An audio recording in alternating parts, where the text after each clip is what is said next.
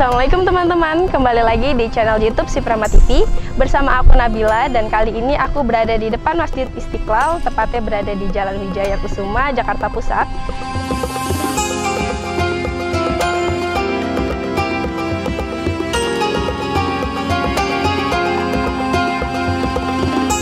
Untuk melihat nilai keistimewaan dan nilai histori dari Masjid Istiqlal sendiri, yuk!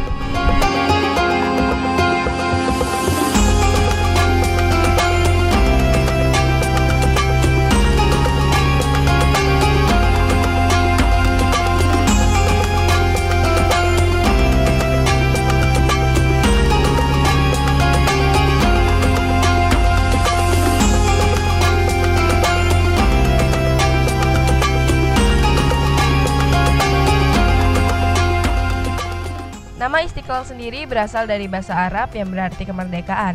Saat itu, tahun 1953, tepatnya setelah kemerdekaan, para tokoh Islam seperti Wahid Hasyim, Agus Salim, Anwar Cokroaminoto berkumpul dan mencetuskan ide mendirikan sebuah masjid. Masjid yang mampu menampung 200.000 jamaah. Selain digunakan untuk ibadah umat muslim, masjid ini juga digunakan sebagai kantor organisasi Islam di Indonesia, aktivis sosial, dan kegiatan umum. Masjid Istiqlal juga menjadi ikon wisata religi global. Lokasi tepatnya berada di Jalan Taman Wijaya Kusuma, Jakarta Pusat.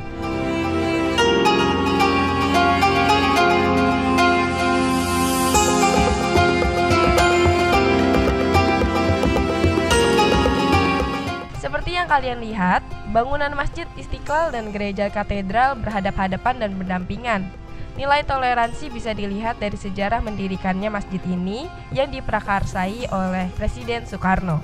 Masjid terbesar se-Asia Tenggara ini dirancang oleh arsitek Frederick Silaban, seorang pemeluk Kristen Protestan.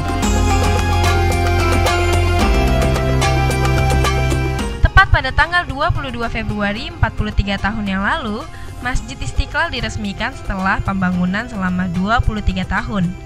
Dibangun di bekas benteng Citadel milik Belanda dengan luas 9,5 hektar, pada tahun 1955 Presiden Soekarno mengadakan sayembara untuk mencari arsitek dari masjid ini. Dari 30 peserta yang membuat rancangan, kemudian hati Bung Karno tertarik pada satu rancangan yang bersandikan ketuhanan yang diajukan oleh Frederick Silaban.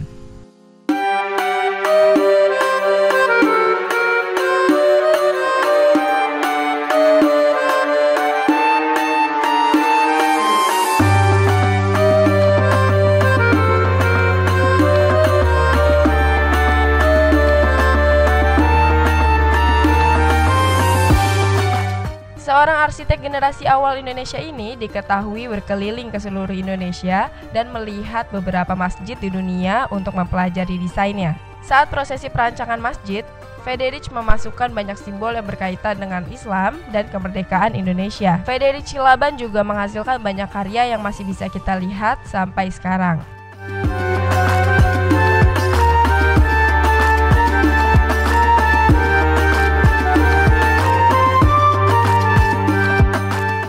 Soekarno kemudian melakukan pemancangan tiang pertama pada tahun 1961.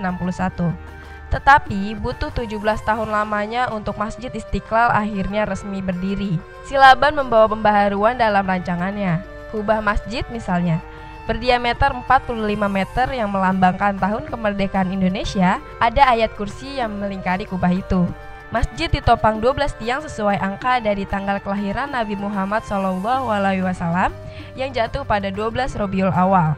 Lalu, ada 4 lantai balkon dan 1 lantai dasar.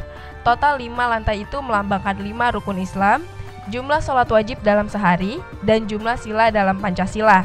2 kubah dan 2 bangunan menandakan dualisme yang saling berdampingan dan melengkapi, seperti langit dan bumi, akhirat dan duniawi, batin dan lahir, serta 2 bentuk hubungan seperti seorang muslim, yaitu hablum minallah dan hablum minannas. Kemudian di bagian luar masjid terdapat menara setinggi 6.606 cm. Angka itu merupakan jumlah dari ayat suci Al-Quran.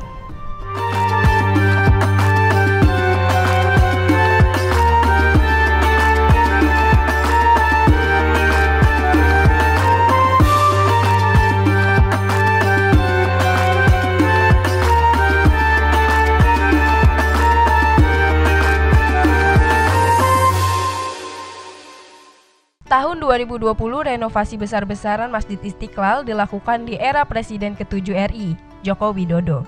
Kementerian Pekerjaan Umum dan Perumahan Rakyat (PUPR), biaya renovasi disebut sebesar 475 miliar rupiah.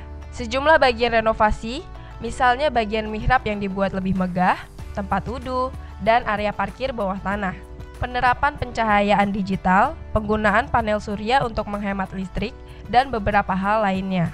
Masjid Istiqlal yang dapat menampung 200.000 jamaah itu kini terlihat semakin megah. Diharapkan saat keadaan kembali pulih, Istiqlal dapat kembali digunakan.